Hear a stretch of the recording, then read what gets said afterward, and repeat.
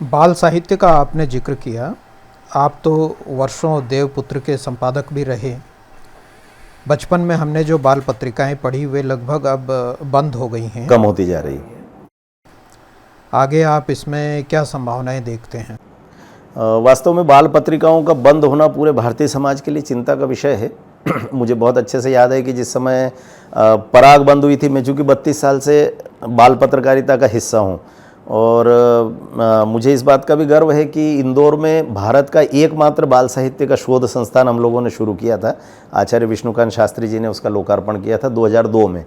85-88 के लगभग हम लोगों ने पीएचडी कराई वहाँ पर बाल साहित्य की और करीब 70,000 किताबें वहाँ पर एकत्र की है।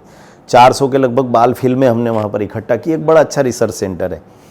वो सब देखते, सुनते, पढ़ते हुए, रिसर्च करते हुए मुझे ये लगा कि वास्तव में ये जो बाल पत्रकारिता का जो क्षरण हो रहा है, जो जिसको कहते हैं कि अभी का युग बड़ा एक प्रकार से निराशा पैदा करने वाला युग बन गया है।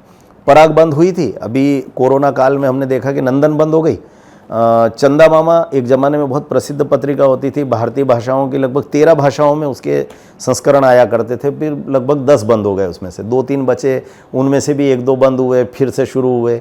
ये सब क्रम चल रहा है, पता नहीं कब तक ये पत्रिकाएं जिंदा रहेगी। और विशेष करके बाल साहित्य के क्षेत्र में भी एक कुचक्र दिल्ली प्रेस के द्वारा किया गया। दिल्ली प्रेस की पत्रिकाओं को हम देखते हैं कि वो भारतीय संस्कृति के विरुद्ध हमेशा लिखती रहती है।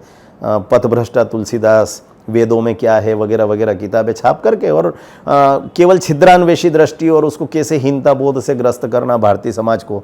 अब उन्हीं संस्थानों के द्वारा कुछ बच्चों की पत्रिकाएं निकाली गई। तो कुल मिलाकर के इस पूरे परिदृश्य में मूल चिंता का विषय ये था कि ये सारी पत्रिकाएं बंद होती रही और इस सब के बीच में आशा की एक किरण बन करके देवपुत्र पत्रिका आई थी और हम सब लोगों को इस बात का सौभाग्य मिला। मैं उसका 30 साल संपादक रहा। 3,71,000 की प्रसार संख्या को हमने प्राप्त किया। वो केवल इसलिए कि भारतीय परिवेश का साहित्य हमने बच्चों को देने की कोशिश की। आप देखिए कि अभिभावकों ने हमारी पत्रिका का स्वागत किया। अगर बच्चे के साथ एक सबसे बड़ी परेशानी ये होती है कि बाल पाठक अपने साहित्य का, अपनी पत्रिका का क्रेता नहीं होता है, क्रेता बड़े होते हैं। तो हमको इस बात का बड़ा सहयोग मिला कि अभिभावक खुद चाहता था कि बच्चा देवपुत्र जैसी पत्रिका पढ़े।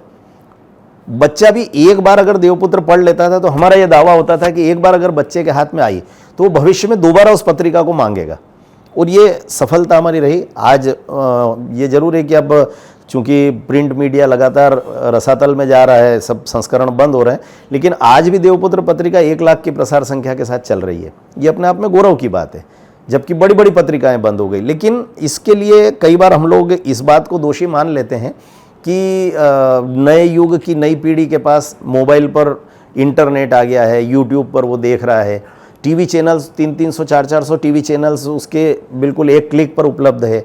बाल फिल्में, बाल धारावाहिक, विदेशी कार्टून फिल्में, अंबार लगा हुआ है सामग्री का।